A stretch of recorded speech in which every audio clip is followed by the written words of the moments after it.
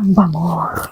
Isa ito sa mga parang gift ko na sa sarili ko bilang isang new mommy. Ayan, ito na siya. Ayan, baka naman Ma'am Cozy, dalawa yung kinuha ko. Isang moms, really struggle ko talaga yung pag-store ng milk ko, most especially pag nagta-travel kami, pag nasa mall kami. So, isa sa mga product na talagang minumulto talaga ako kasi pinipigilan ko yung sarili ko minsan. Pero kailangan ko kasi working mom tayo. Ayan, so magjo-duty na tayo sooner. So, kailangan ko na siya. So, biggest investment pero worth it naman. And eto na siya. Mag-unboxing tayo, guys. Together. Ayan. So, ipapakita ko sa inyo kung ano to. Ang bango. Investment to, guys, ha. Oh my gosh!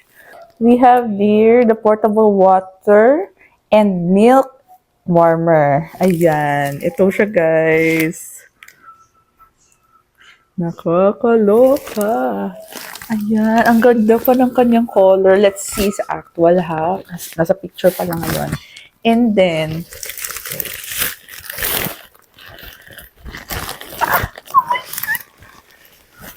ito na siya. Sana may pink siya, no? Pero ito na lang siguro. Parang teal green. Ang ganda niya.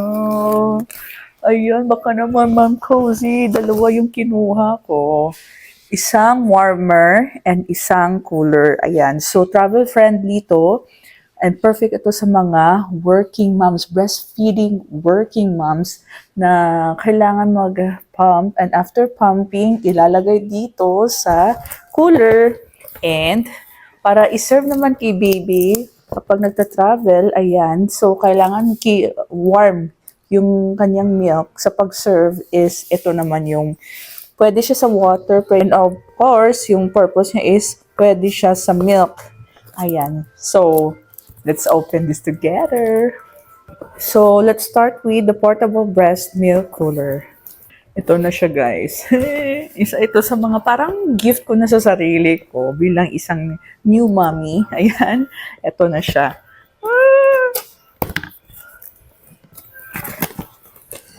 Ang bango talaga. Ay, ito na. Ooh.